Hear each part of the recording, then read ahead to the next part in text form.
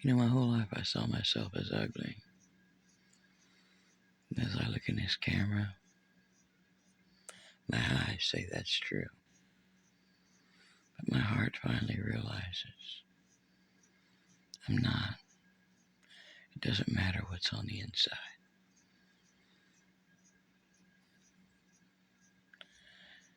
That's all it ever thought was that I was ugly, that I wasn't beautiful, that I wasn't pretty. Hell, I've got crazy ass leg bed hair right now.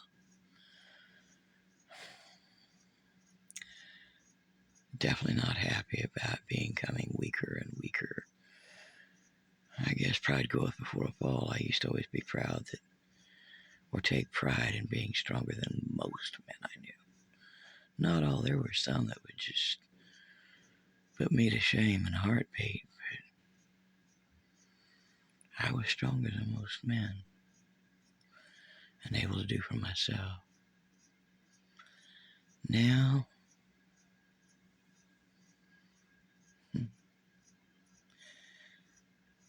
I realize I'm a woman because it makes me cry.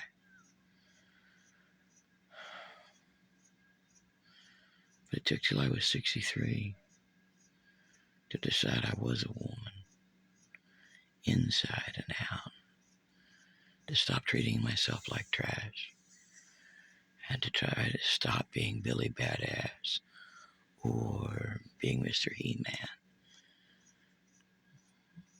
I've even let people come to help. I've been blessed by Justin Wingate and Tiffany Reynolds.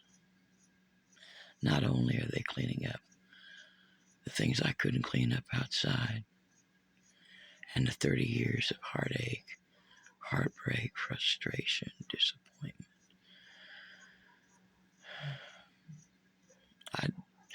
There's not enough words to describe what the last 31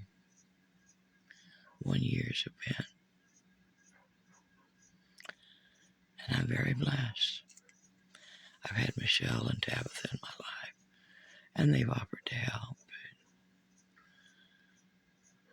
this feels right. I guess it was time for me to open up and allow, to face my weaknesses, to have to admit them. But in doing so, I have gained yet another family. Michelle's like a sister. Tab I love dearly. And though I'm her old stepmother and was not allowed to be in her life or her children's life, and not sure how to be a part of her grandchildren's life, I'm enjoying the time that I'm allowed to share with Tiffany's children and with Justin's children. And maybe that will help me open to know how to interact with Tabitha's grandchildren. And I can be a part of that family too, instead of feeling like I'm always trespassing. Michelle had been working on me, and so had Tab, that I wasn't trash. And I'm finally coming around to see that. But yet I see in the two oldest girls of my new family, youth, they are beautiful little girls. But if they don't get their thinking right, they're going to have a world of hurt someday. And I'd hate for them to see that. So I'm hoping maybe somewhere along the line, I'll be able to speak to them in a way they'll understand. Because right now, words ain't going to get through there. But by giving life examples and other things, maybe they'll slow down a hair, take their time, think, and do better for themselves. I pray they have good lives, happy lives. They are beautiful little girls. And the world's not always a nice place. So I hope we can get them to look before they leap. But I'm very happy. Part of me wants to cry. part in joy, part in clearing, and part in facing what mess I've made, not only of the house or the garage or the yard, but inside of me. I haven't quite figured out which way I want to go yet. All the things that used to matter are dead and gone inside of me. Part of me wants to do massage, part of me don't give a damn. I've got essential oils, and I know they can reach where they need to. But yet a part of me says, I don't give a shit. I quit taking the Cymbalta. I figured I'd rather be happy one minute, sad the next, than a zombie that don't give a fuck about nothing or nobody, not even myself. I've never cared for myself and always tried to care for others. But all that did was make me not care about anybody or anything. And with these guys up here working their asses off to clean up this place and feeling nothing, they're at first. I said, no, that's got to end. That's got to end now.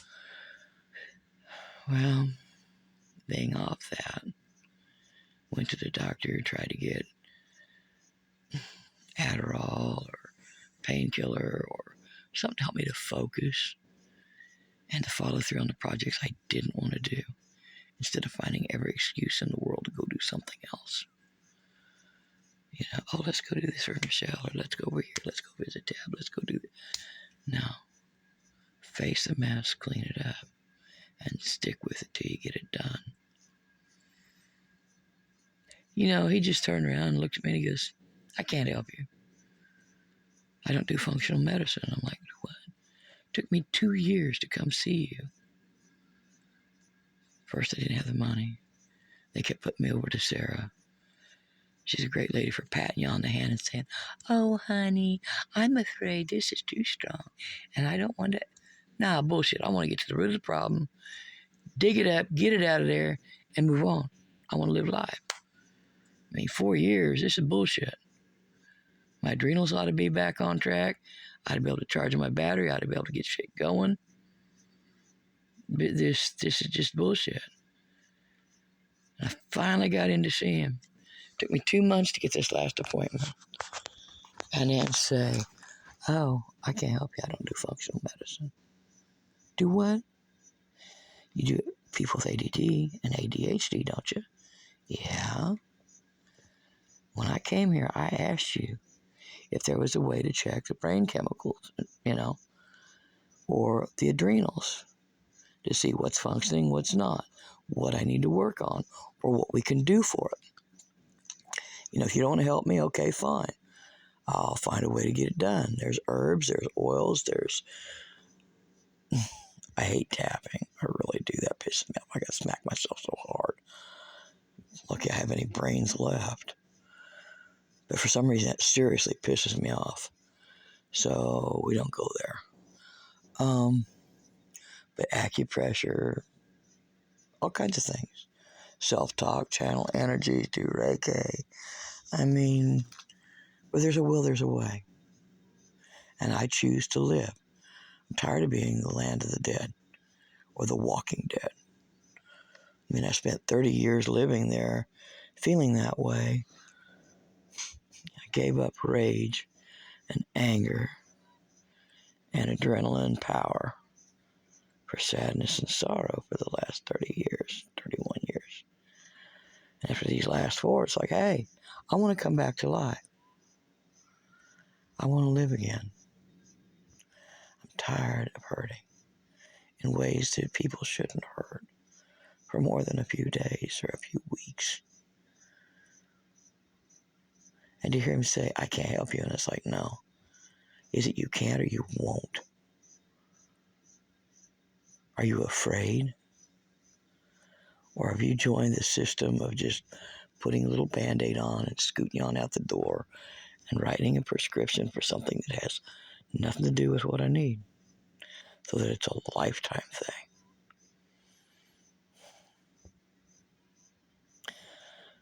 I was heartbroken at first, and now I'm mad. Now I'm saying, fuck it. I'll find a way. But I am glad that I've been blessed. Not only by them cleaning up the mess. They welcome me into their home, into their life. The children all come up and want to play. Something I never had in my life. They treat me with respect, with kindness and love. There's only been a few people in my life that have ever done that. There's a couple that are living. All the rest are dead. It's been a very lonely life. But I hope that those who've been helping me and blessing me know of my gratitude. Even if I don't say it, I'm hoping they can feel it. That they know it. That it means the world to me. That I'm sorry that I don't have a way to return that kindness or love in a way that they might need. But even when they need something, even if it's only me, I'm here for them as they were here for me. Sometimes, some people have a hard time saying thank you out loud, and some can say it. If you don't see any expressions, it's like they're not serious or sincere. It's not that at all. It's that you don't want to be weak and fall apart and become a blubbering blob. You try to keep it together.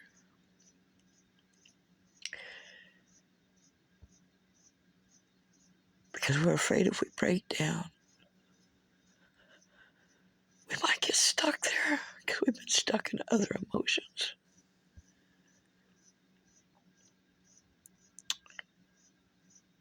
I'd much rather say thank you and be able to laugh and smile with them, to hug them, even if it's only in my mind or in my heart, and pray that they can feel the good and happy energies coming from me that they help to plant and allow to live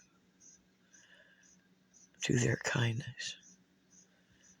Because it was lost a long, long time ago. It was destroyed. So I guess this is my public thank you. Perhaps I shouldn't post it. And it has not any input for anybody else other than to help maybe when you feel your family doesn't always respect you or love you or isn't grateful for whatever energy you give to them. Stop and think, how do they act otherwise? Maybe they're afraid of opening a door to showing emotion. Some are users, some are abusers. But some might be afraid that if they slow down enough and open up enough, they might just fall apart. They might be afraid they don't know how to pick themselves back up and don't want to be a burden to make you pick them up or make you to help them to get up. Maybe they don't know how to ask.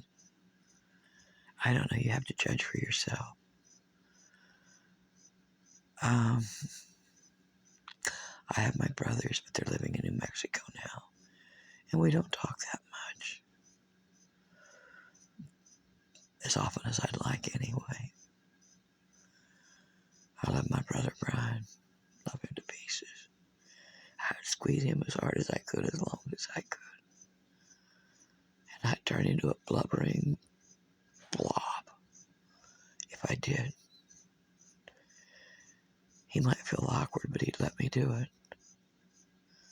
Then I'd feel bad for making him feel awkward and bad.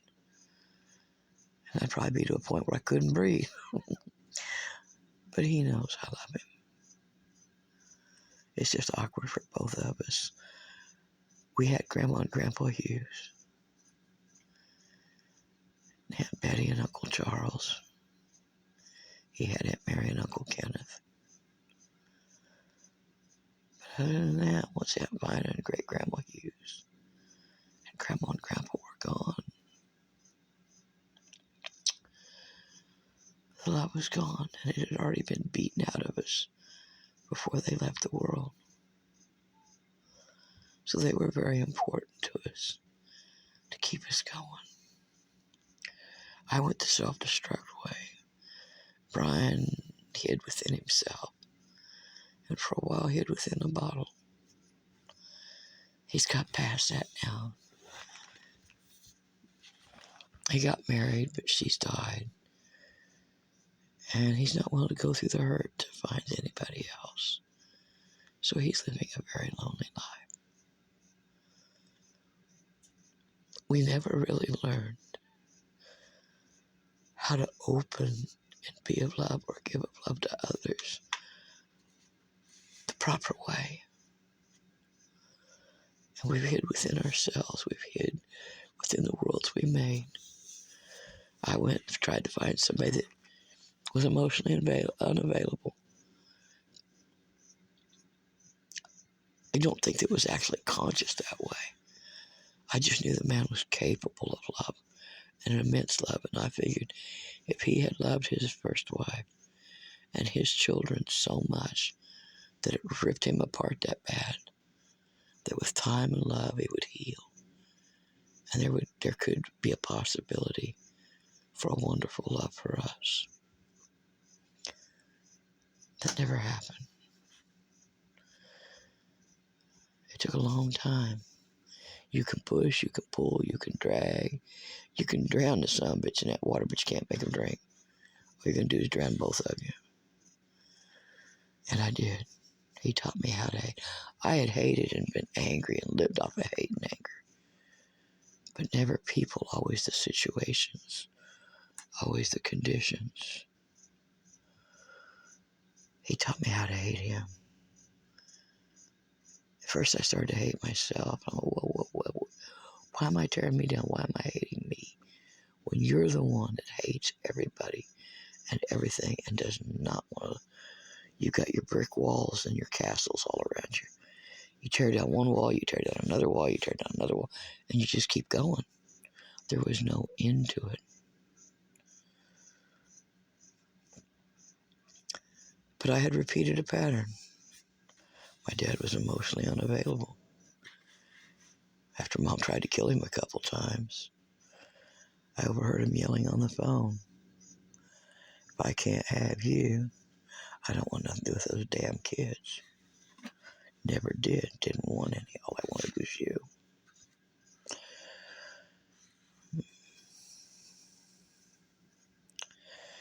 In the last 5 years before they got divorced, before she shoved him out of a moving car, before she tried to shoot him,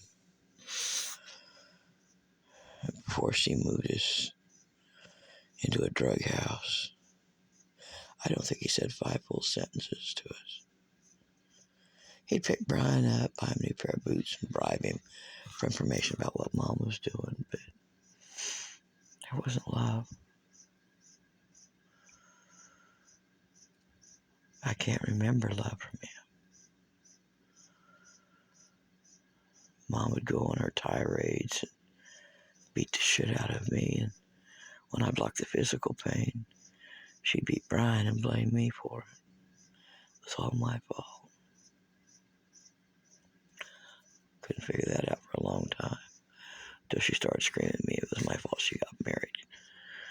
I'm like, well, no wonder Dad was always pissed off. You do the math, you were married for a good while before you got pregnant with me. You made him marry you under the pretext of being pregnant, just so you get out of your mama's house. But that's a different story. There was a lot of abuse, abandonment, verbal abuse, mental abuse, emotional abuse. And it only went downhill from there. That drug house sure didn't help anything. Everybody has circumstances. Everybody has things in their lives that are triggers or things that put barriers up or guards and distances. So before you get upset, especially the stranger that you think is kind of weird, I definitely qualify there, believe me. But kind of give a feel for what you feel inside. I mean, do they feel genuine? Do they feel sincere? Even if they can't word it? Are they hiding? Are they putting on masks? And when they talk to you, do they seem calm and sincere, or like they're always trying to hide something? There's different ways to hide things. You can hide it by being calm and cool and open and just not addressing the situation. Or you can be combative, or some are narcissists, some are users, some are abusers. I don't know. I don't even know where I'm going with this at the moment. I'm just rambling, I guess. But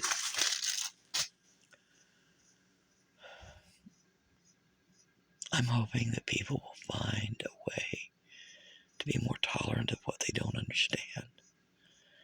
And believe me, you do not want to walk in my head.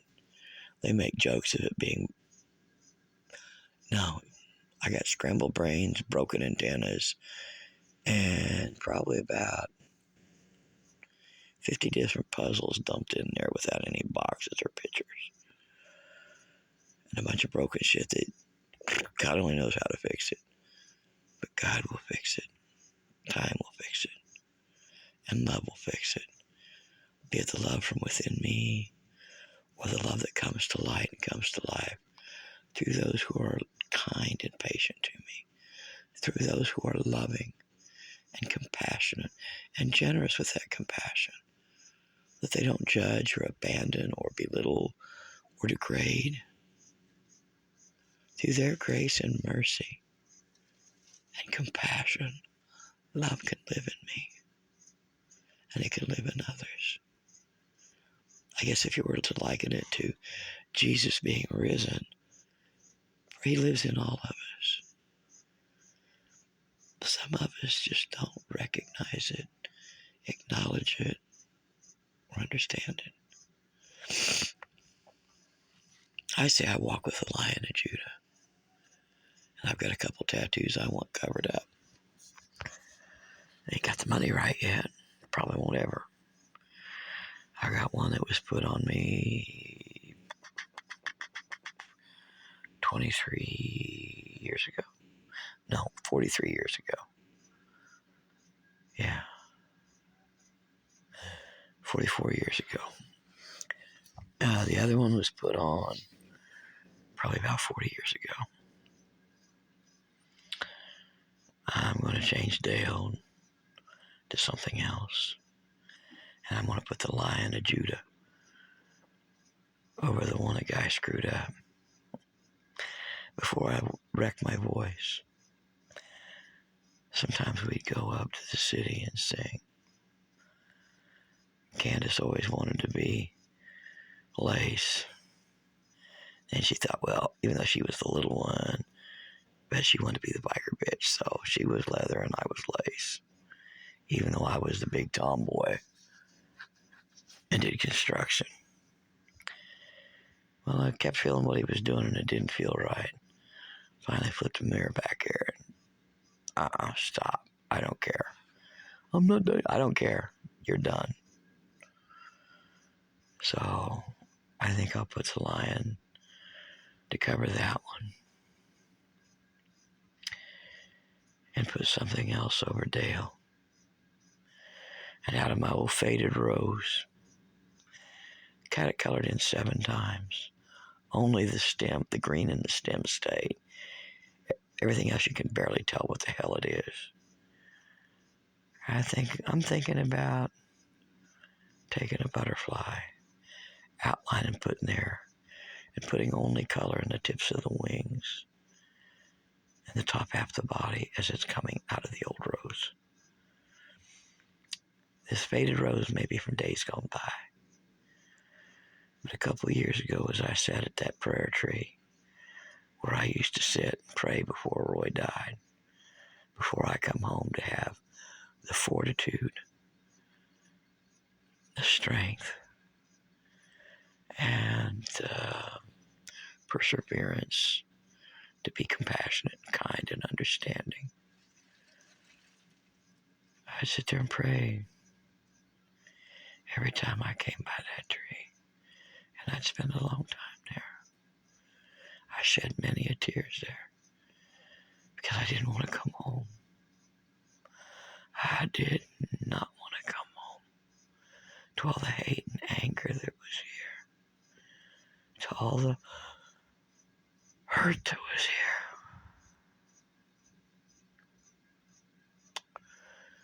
Thank you, Justin and Tiffany, for clearing away the physical reminders. Thank you so very, very much. And thank you for helping me to come back to life. It's time. Jake helped make that connection.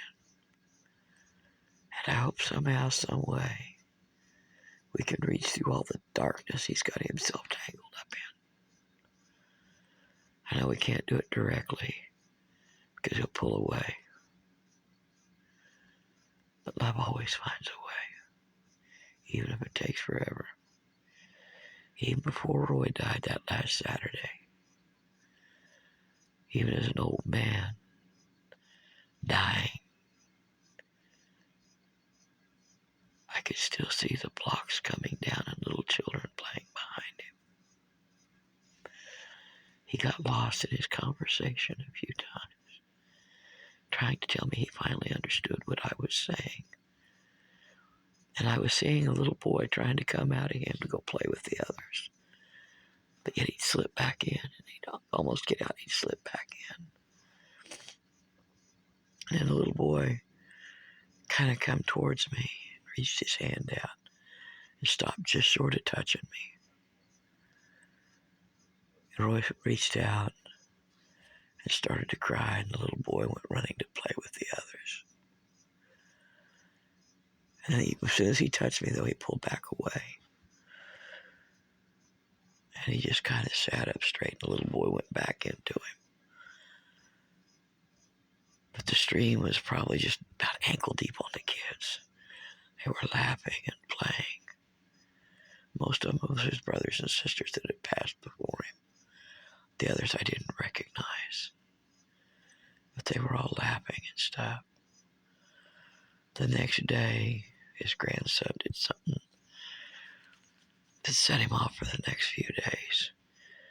You know, I just, a few months ago, found one of the guns I had to put up so he wouldn't shoot us.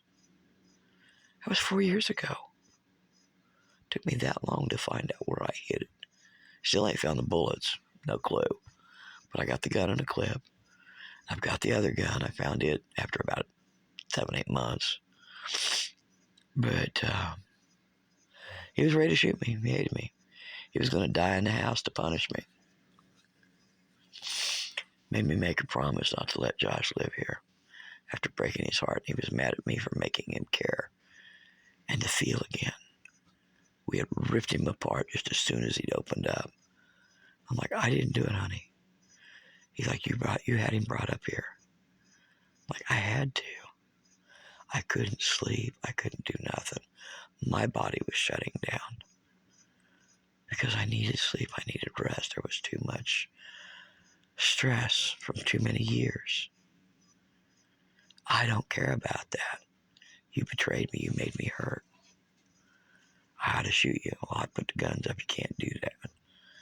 Besides, I said, you can't get around good enough to find, to go hunt for them. But last minute, The morning, the day of he died, he decided to go to the doctor. The same doctor that said he wouldn't help me.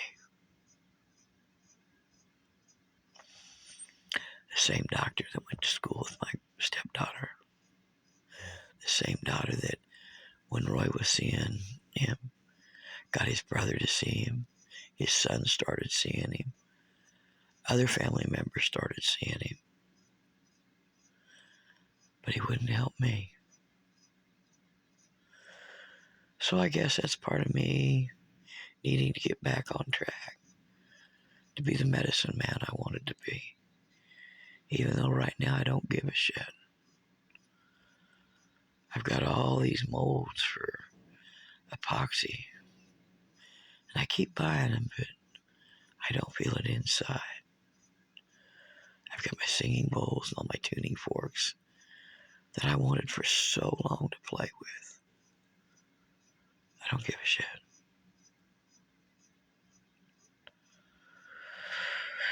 So I guess while I'm rebuilding life and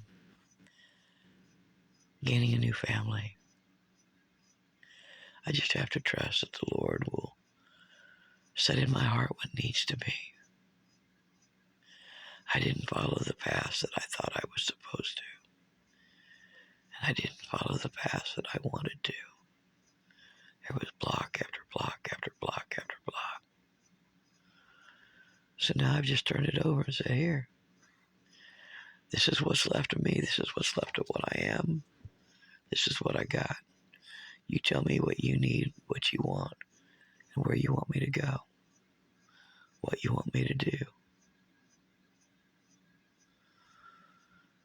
And I think when I finally give up was when I heard, you are enough. Do what? I went through all this shit. Went through all this hurt. And you say, oh, you're enough. You don't got to do any of that. You never did. Do what? All the feelings of need. All the feelings of want. All the being driven and tormenting and torturing myself. And you didn't care? Wasn't what you wanted of me?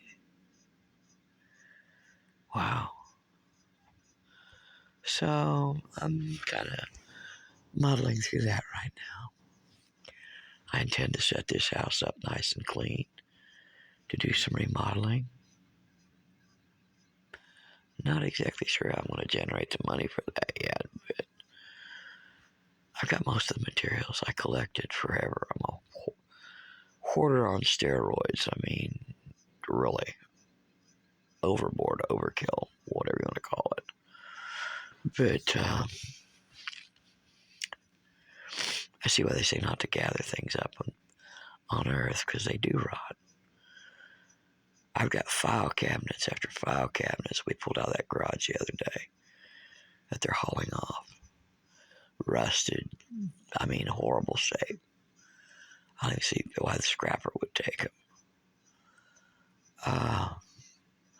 The old metal, like, closet things. They're rusted apart, falling apart. Tin that I had out there, rusting. Shelves that I'd brought home many years ago. And I set them on tin where it was waves so they wouldn't be sitting in water or mud. Roy was going to put them in the way he wanted them. He didn't want them where I wanted them. So I'm like, okay, here's your 2 truckloads. They come out of a lumber yard. They're heavy. They're sturdy. Knock yourself out. Have a good time. 20-some years later, they were still out in the yard. Gave a few to Tyler, and the rest went to Wes's Recycling.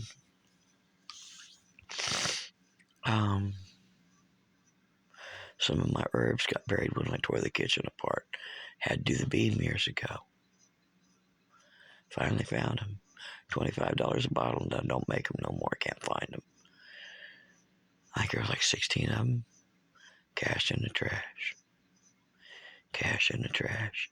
This whole place Most everything new I bought, stashed, and stockpiled is beyond use now. This whole place is made out of trash to begin with. So, it's the things of the heart, of the spirit and soul that do matter. And I can testify to that. Now, what Spirit's supposed to do now? I guess since the doctor won't help me, I have to help myself. So instead of going the path I thought I was supposed to go, just take a different version of it. May not be as a masseuse. Nobody around here wants any. Can't even give one away for free, damn it. That really sucks. That kind of hurts my feelings, in all honesty. I mean, yeah, I'm not a massage therapist, but I am a pretty good back rubber. If I do say so myself. But I've kind of lost the heart for it. But if it's meant to be, it'll come back to me. I'd wanted to make jewelry. I collected and collected and collected. I don't feel a bit creative. A couple of years ago, I did something stupid as a kid. And I was more lonely than I had been my entire freaking life. And I guess what you would call Emily, the industriousness, the creative part, the naive passion of life was left in the park to die, so to say. And that's where I've been the last few years. I think we're coming into a different stage now and moving on. Thank God. But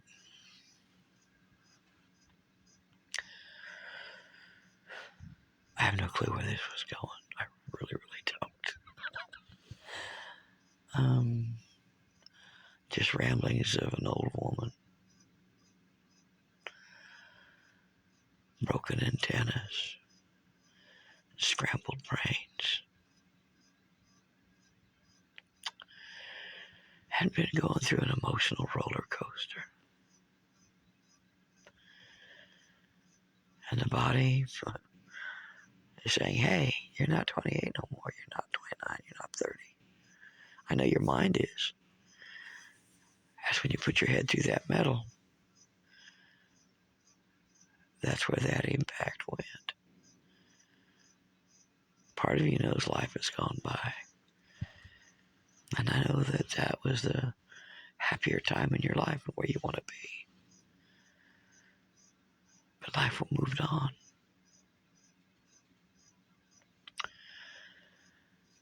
So how do you go where you don't want to go? Or be what you don't care to be? And find happiness when all your whole life you felt like garbage. And most of your life you was always hearing, you're not good enough, you're not worthy enough. Well, damn it, I am. I may not look it, I may not feel it, but I am deserving and I am worthy of all things God, of all things good, and all things happiness and joy. But that's what I was born to be, created to be, and wanted to be when I was younger. To see other people happy, to be the love I was created to be, to create things that make people happy, to make people feel better. I may not know how to get there at the moment, but I know. Even if I'm a butterfly, I was told it was time to fly. Well, I haven't flown yet. I'm still pretty heavy and thumping along on the ground. But with the Lion of Judah and the friends and family that do love me for whatever reason they do, I'll find my way. And I say thank you and bless you. May all of your lives be blessed. And for any others who stumble across this, may whatever issues you have, whatever disappointments, frustrations, whatever darkness you're going through, may the light of love find its way through to you and help you to find your way home, where you wish to be, where you want to be, and where you're happy. Blessed be.